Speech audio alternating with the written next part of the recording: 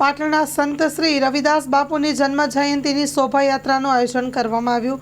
સંત શ્રી રવિદાસ બાપુની 648મી જન્મ જયંતિ નિમિત્તે શોભાયાત્રાનું આયોજન। Story report by V K. ડબ્બાણી।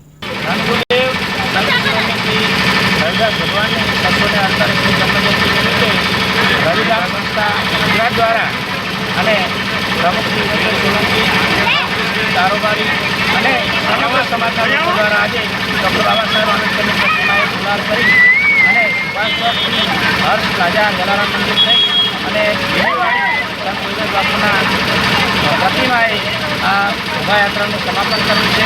રવિરામ સંસ્થા દ્વારા અગાઉ પણ શૈક્ષણિક ક્લાસ શરૂ કરવામાં આવ્યા હતા, તેમાંથી ઘણા બધા ભાઈઓ અને બહેનો નોકરી લાગ્યા છે। હમણાં તાજેતરમાં 4 મહિનાનો કોચિંગ ક્લાસ પોલીસ ભરતીનો પીએસઆઈનો સંપન્ન કરવામાં આવ્યો। આગામી સમયમાં પણ પ્રમુખશ્રી, મંત્રીશ્રી અને કારોબારી સમગ્ર સમાજ દ્વારા શૈક્ષણિક હેતુ માટે આવા કાર્યક્રમો કરવામાં આવશે। આજે સમગ્ર સમાજ દ્વારા ભવ્ય શોભાયાત્રા કાઢવામાં આવી, તે બદલ પ્રમુખશ્રી અને સમગ્ર સમાજનો અમે ખૂબ આભાર માનીએ છીએ। જય રવિદાસ।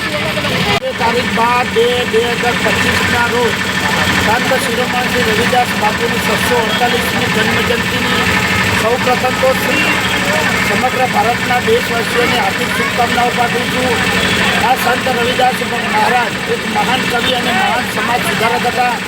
એમને જાતિવાદમાંથી બહાર નીકળવાનો સંદેશો પાઠવ્યો હતો।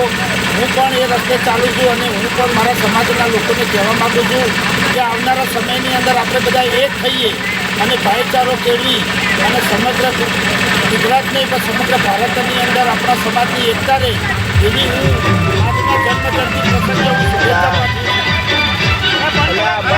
આપણે હમણાં એક કોચિંગ ક્લાસ કર્યો આપણે સમગ્ર પાટણ જિલ્લાની અંદર જે બેરોજગાર યુવાન અને યુવતીઓ છે એમને શિક્ષણ મળે અને રોજગારીની તકો ઊભી થાય એ માટે તાજેતરમાં જ આપણે કોચિંગ ક્લાસ કર્યો હતો અને હમણાં જ સંપન્ન કરવામાં આવે છે। આવનારા સમયની અંદર પણ શિક્ષણના ઘણા બધા કાર્યક્રમો કરવામાં આવશે। ટૂંક સમયની અંદર રવિદાસ સંસ્થા તરફથી સમૂહ લગ્નનું પણ આયોજન કરવામાં આવે છે અને આ રવિદાસ બાપુની પ્રતિમા પણ રવિધામ પરિવારે મૂકી છે। આવનારા સમયની અંદર રવિધામ બનાવવાનું મિશન પણ હાથમાં લેવાનું છે। માં motor driving, safe and sure driving.